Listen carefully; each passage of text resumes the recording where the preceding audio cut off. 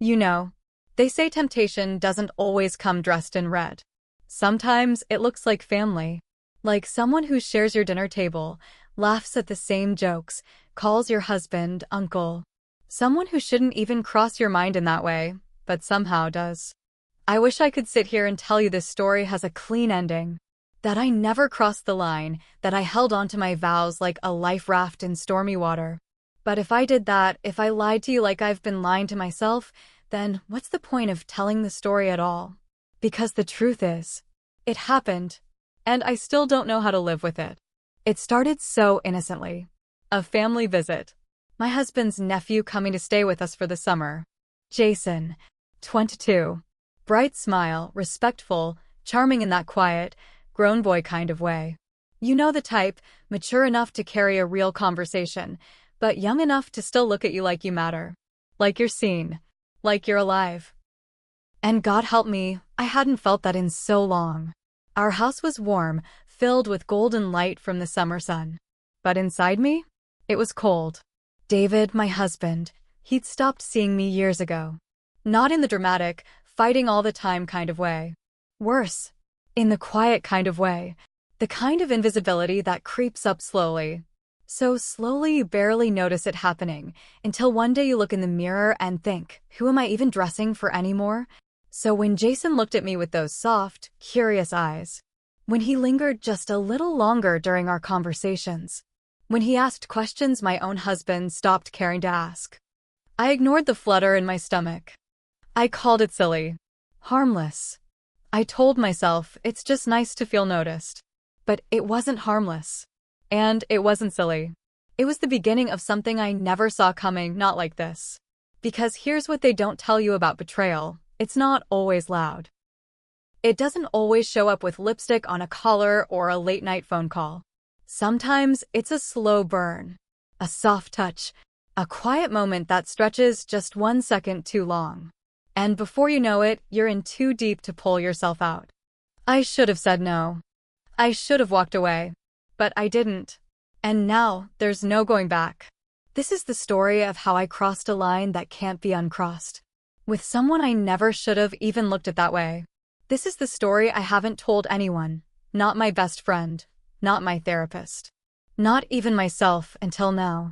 So, if you're ready to step into the gray space between right and wrong, if you've ever felt unseen, forgotten, or tempted to reach for something just to remember what it feels like to be wanted, then sit with me. Hear me out. Because this isn't just about what happened. It's about why it happened. And maybe, just maybe, you'll understand. Subscribe to Heartfelt Tales Unfold. Because what you're about to hear may change the way you see loyalty, love, and betrayal forever. David barely noticed when Jason arrived. He didn't even come to the door. Just called out from his office, something like, tell him to make himself at home. That was it. So I did. I showed Jason the guest room, offered him something to drink, asked about school, work, life. And he answered, with real words. Real interest. Not just nods or distracted MHMs like I got from David. It was strange how quickly the house felt different just by having someone new in it. Someone who actually looked me in the eye when I spoke. Jason was 22, but he carried himself like he was older. Not in a jaded way, just thoughtful. He was the kind of person who noticed things most people overlook. And not just big things. He noticed when I changed my hair, when I switched from tea to coffee in the mornings, even when I wore the bracelet I hadn't worn in years. That first week, I chalked it all up to basic politeness. He was just being kind, respectful. But even then, I felt it, that quiet hum under the surface. The way he lingered in the kitchen a little longer than necessary. How he always found a way to help, to stay near, to talk to me when David wasn't around. And David was almost never around.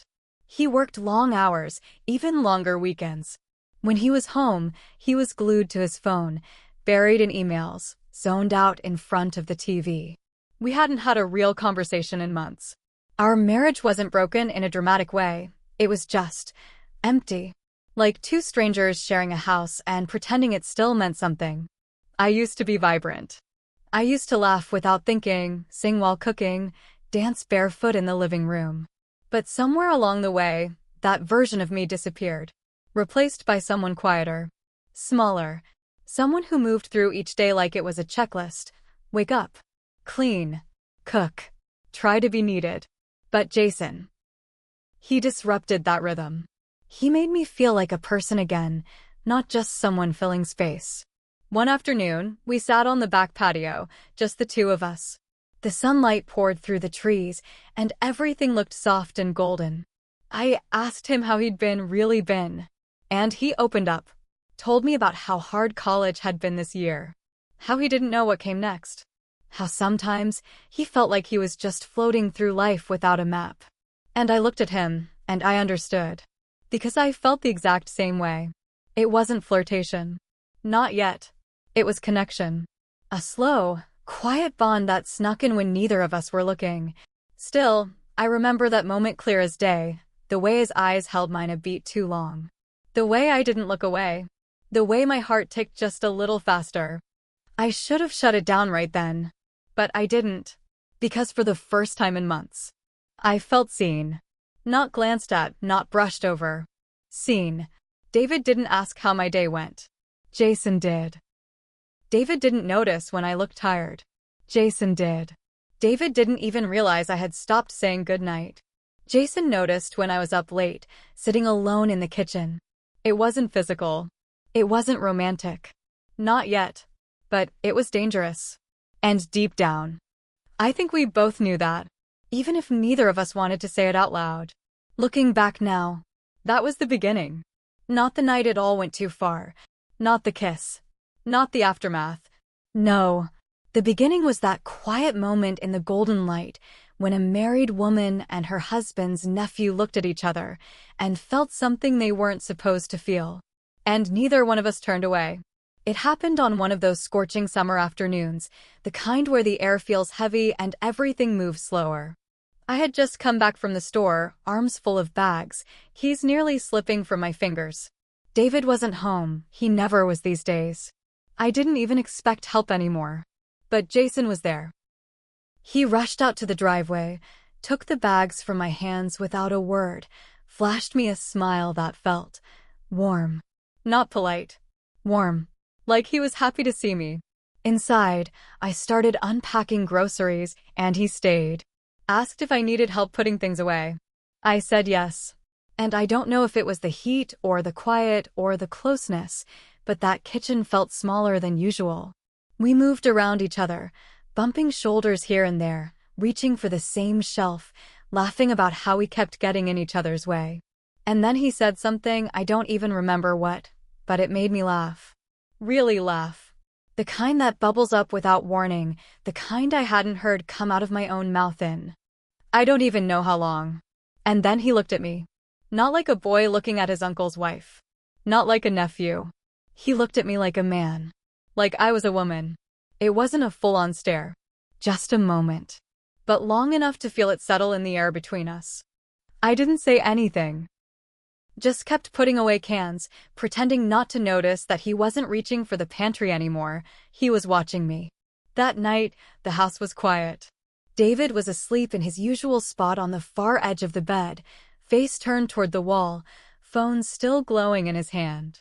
I couldn't sleep. I walked to the kitchen to grab a glass of water.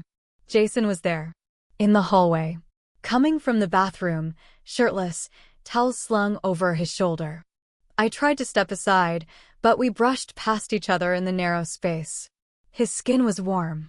My breath caught. And then it happened. That look. That second. Our eyes locked, and something unspoken passed between us. It wasn't planned. It wasn't flirtation. It was something else. Something electric and terrifying and real. He didn't say anything. I didn't either. But neither of us moved. Not right away. That second stretched out, too long to call it innocent. Too short to do anything about it. And then, just like that, he walked past me. Back to his room. Door closing softly behind him.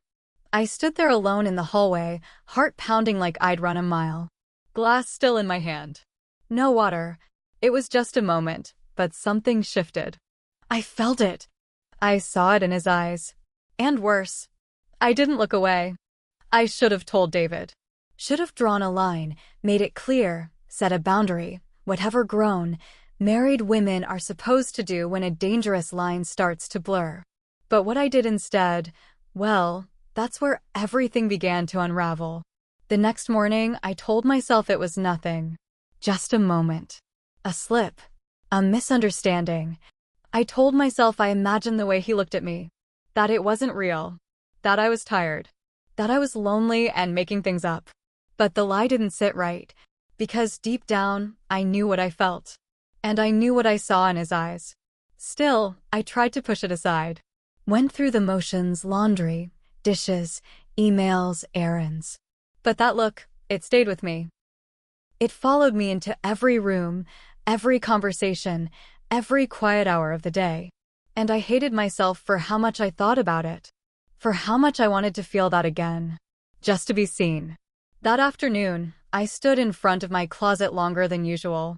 I reached for a dress I hadn't worn in years, something light, something that hugged me in the right places. Nothing outrageous. Just different. And I sprayed perfume. Not the one I wore for David, the other one. The one I used to wear back when I still cared how I smelled walking into a room. I told myself it was just to feel better. To feel like me again. Not for Jason. Definitely not for Jason. But that was a lie too, wasn't it? The guilt came in waves. Like sudden gusts of wind that knocked the breath out of me. I wasn't doing anything wrong, but why did it feel like I already had? Why did his gaze make me feel wanted? And was it really so wrong to want that? To need it? David didn't notice the dress. Didn't comment on the perfume. Didn't ask me why I was humming while I cleaned the living room that day. But Jason noticed. He noticed everything. You look really nice today, he said, walking past me as I wiped the counter. Soft voice. Not flirtatious. But intentional. I smiled and pretended it meant nothing. But inside, I lit up in a way I hadn't in so long. And then the questions started swirling in my mind, the ones I didn't have answers for. What did this mean? Was it innocent? Was it dangerous? Why was I seeking out the sound of his footsteps? Why did I time my coffee breaks to match his? Why did I pause in the hallway longer than I needed to, just to catch a glimpse of him reading on the couch? What kind of woman did that make me? I told myself it was harmless. A crush. A fantasy. It would pass. But then he said something else. A few days later, I was in the kitchen again. Funny how everything always happened in that kitchen. I dropped a glass. Startled, frustrated. He rushed in, knelt beside me to help pick up the pieces. You shouldn't have to clean up everything around here alone, he said. And I froze. It was nothing and yet, everything. That simple sentence sat in my chest like a secret. Because no one had said that to me in years. Not even David. Especially not David. After that, I became aware of everything. I started lingering in places I knew Jason might be, the backyard, the hallway, the porch in the late evening when the sky turned orange and soft. We didn't talk much during those moments. Sometimes we didn't speak at all. But the silence between us?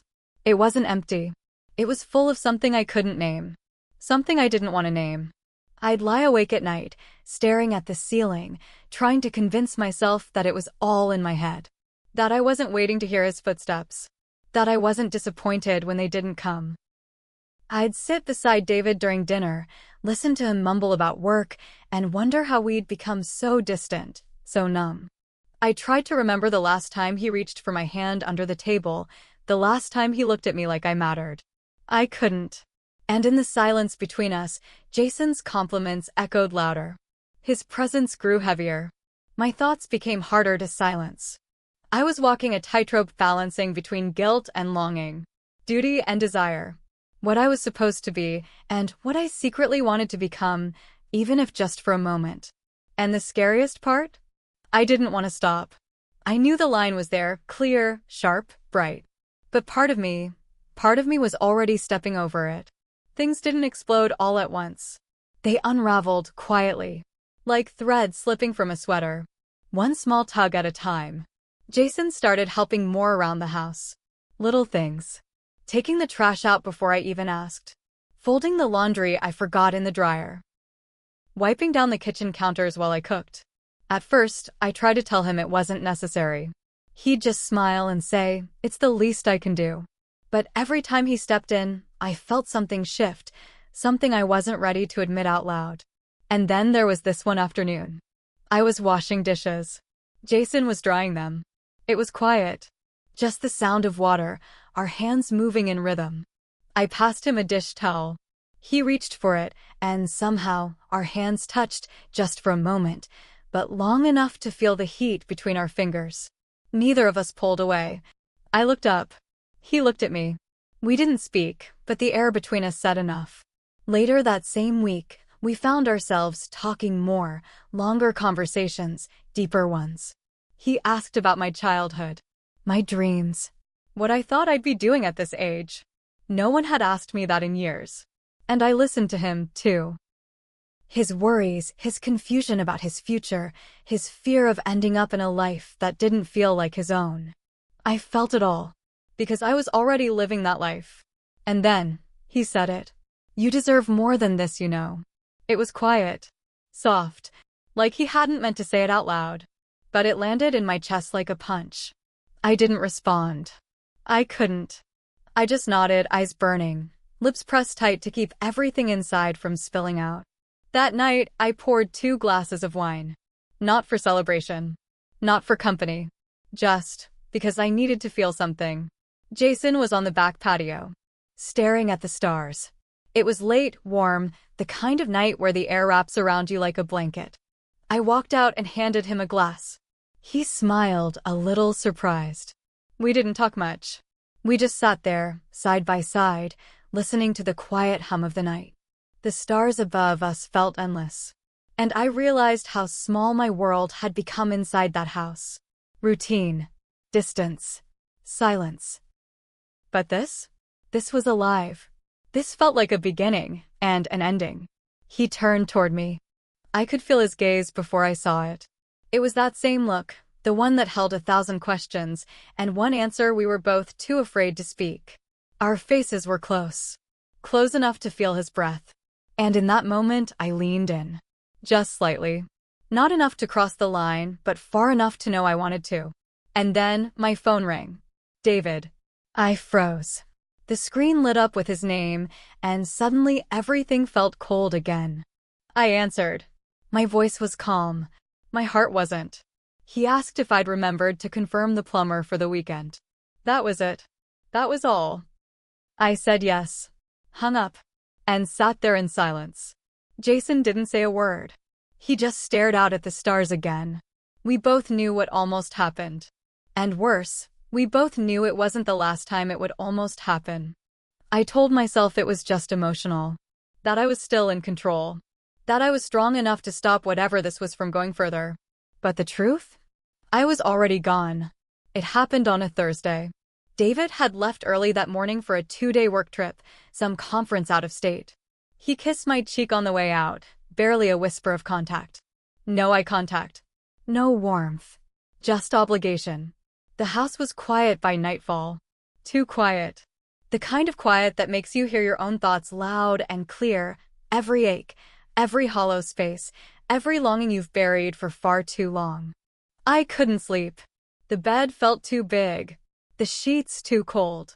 I got up, wrapped a robe around me, and wandered to the kitchen for tea, a small act of distraction. And then I heard footsteps. Jason. He walked in, half asleep, shirtless, rubbing the back of his neck like he was trying to shake off a dream. Couldn't sleep, he said, voice low, tired. I nodded. Neither could I. He moved around me, opened the fridge, grabbed a bottle of water. We didn't say much. Didn't need to. But the air between us, it was different. Tense. Heavy. Unspoken. I turned away, tried to busy myself with the kettle, but I could feel him watching me. Are you okay? He asked. I nodded again, still not looking at him. But then he stepped closer. You don't have to pretend around me, you know. And something inside me cracked. I looked at him, really looked, his face open, concerned, present. And I broke. The words poured out, quiet at first, then messy and raw. How I felt invisible. How I missed being touched, being loved, being wanted. How tired I was of pretending everything was fine when nothing was. He listened. Didn't interrupt. Didn't try to fix it. Just stood there. Close enough to feel real. Close enough to feel like something I needed. "I see you," he whispered. And that was it. The kiss wasn't planned. I didn't think. I just leaned forward. He met me halfway. Soft at first. Then deeper. Desperate. It wasn't sweet. It wasn't careful. It was all the loneliness, all the silence, all the years of being untouched crashing forward in a single moment. My robe slipped off one shoulder. His hands found my waist. And still, we didn't stop. I didn't want to stop. There was no past in that moment. No future. Only that night, that hunger, that terrifying, electrifying sense of finally being wanted. We didn't make it to the bedroom. It happened right there, against the kitchen counter, beneath the soft hum of the fridge, in the dim glow of a single overhead light. When it was over, he just stood there, breathing hard, his eyes wide with something between awe and fear.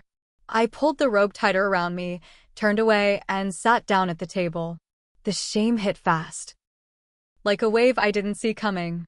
It crashed over me, pulled me under. I sobbed. Quietly at first, then harder. The kind of crying that comes from someplace deep. A part of me I didn't know still had tears left.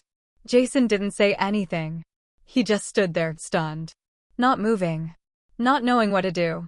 And, honestly, neither did I. In that moment, I wasn't a wife. I wasn't even myself. I was just someone starved for affection, clinging to the first hand that reached back. And now, I'd done the unthinkable. But what came after, that's where things got truly complicated. The morning after, the house felt different. Not louder. Not messier. Just heavier. Jason came into the kitchen while I was making coffee. We didn't say much, just exchanged a quiet, "Good morning." He didn't look at me. Didn't smile like he usually did.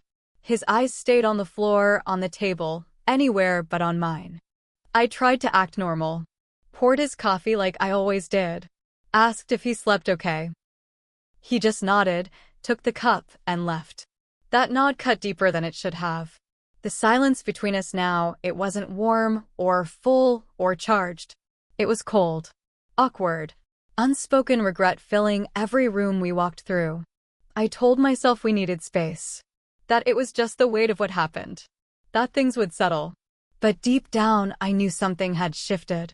We'd opened a door neither of us were ready to walk through, and now we were stuck in the hallway, not knowing which way to turn. Later that day, David came home. He walked in, dropped his bag at the door, and gave me the same half-hearted kiss on the cheek. He didn't notice anything. Didn't notice the tightness in my voice or the way I couldn't meet his eyes. Didn't notice how Jason barely said 2 words to him at dinner. Didn't notice me flinching when his hand brushed mine by accident. But I noticed everything. I noticed how quiet Jason had become. How he kept finding reasons to leave the room when I entered. How he barely spoke during meals, avoided being alone with me, and kept his eyes glued to his phone. He was shutting down. And I was unraveling. My chest stayed tight for days. Every sound, every whisper, every footstep made my stomach twist. I couldn't stop imagining David finding out. A text left open. A glance exchanged. A word spoken in the wrong tone. Anything could unravel everything. And what if Jason said something? Was he angry? Did he regret it? Did he blame me? He was young. He had nothing to lose. I had everything. I started checking my phone constantly. Rereading old messages between us, looking for signs, for tone, for evidence. Deleting pictures, clearing search history, scrubbing the digital trail we'd barely left behind.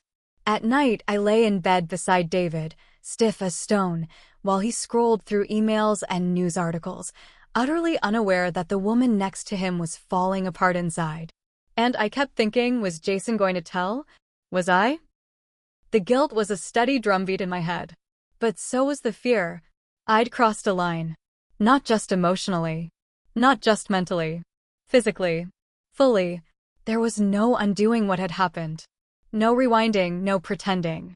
And now, everything felt fragile. My marriage, my home, my mind. I was anxious, jumpy, short-tempered. I snapped at David over little things, dirty dishes, late nights, missed calls. Things I used to ignore now sent me spiraling. Because I couldn't say what was really wrong. I couldn't shout, "I slept with your nephew and now I don't know who I am." So I swallowed it, buried it, let it fester. And Jason? He kept his distance. Polite, careful, but never the same. The closeness we'd once shared had turned into a wall I couldn't climb. And maybe that was the punishment I deserved. But the worst part wasn't what we did. It was what came after. The silence. The distance. The waiting. Waiting to see if the truth would catch up to me. Waiting to see who would break first. Waiting to see if we'd pretend forever, or if everything was about to come crashing down. A few days later, I found myself standing in the hallway, staring at an old photo on the wall. It was one of those big family pictures we'd taken years ago at David's parents' lake house. Everyone smiling, arms around each other, sun in our eyes. There was Jason. Small, maybe 10 years old. Gap-toothed, hair sticking up in every direction, freckles across his nose. He was standing right next to me in the photo, grinning, clinging to my side like he used to when he was younger and didn't know any better. Back when he called me Auntie in that squeaky voice. Back when I braided his hair once as a joke, and he wore it proudly until his dad made him take it out. Back when I saw him as a child. As family. As someone I was meant to protect. I sank to the floor, that frame still in my hands, and everything hit me at once. The shame. The regret. The confusion. I didn't recognize myself anymore. Not the woman in the photo, smiling like she had it all together. Not the woman who had once believed in things like boundaries, trust, and loyalty. I wanted love, not lust. I wanted connection, not this chaos I'd created, this swirling, breathless mess that kept me up at night and made me jump at every phone vibration. But maybe I mistook one for the other. Maybe in my hunger for warmth, I let the first spark I found burn down everything I thought I was. I picked up a notebook later that evening. Sat in the living room with the lights low and the curtains drawn. And I wrote. Not a confession. Not really. It started as a letter to Jason. Then halfway through, it became a letter to David. By the end, I realized I was really writing to myself.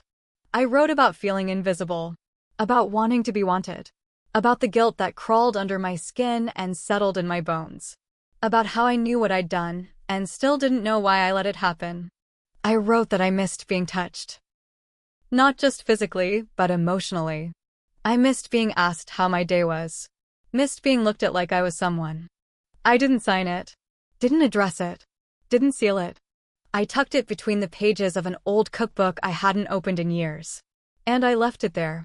Because the truth is, I don't know if I'll ever be brave enough to let those words be seen. Not by Jason. Not by David. Maybe not even by me again. I thought about coming clean. Telling David. Laying it all out and letting the pieces fall where they may. But what would that fix? Would it be honesty or destruction?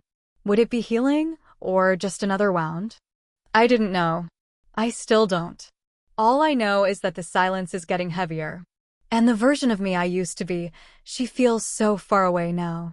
Every time I pass by that hallway photo, I wonder if Jason's avoiding it too. If he sees it when he walks by. If it stings him like it stings me. We haven't spoken about that night. Not once.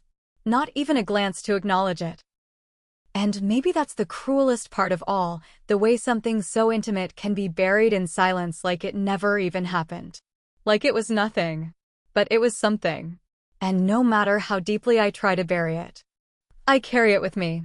Every single day. I know what I did was wrong. I won't try to dress it up or make excuses. But I also know I wasn't the only one lost in that house. We were all drifting.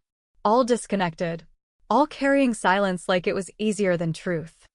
I didn't wake up one day planning to betray anyone. It happened in the quiet. In the cracks.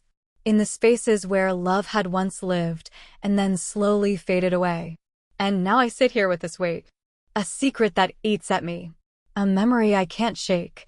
A question that won't let me rest. Do I confess? Do I open the door and let the storm in, knowing full well it might tear everything apart? Or do I carry this, quietly alone, for the sake of what we built, for the sake of what's left?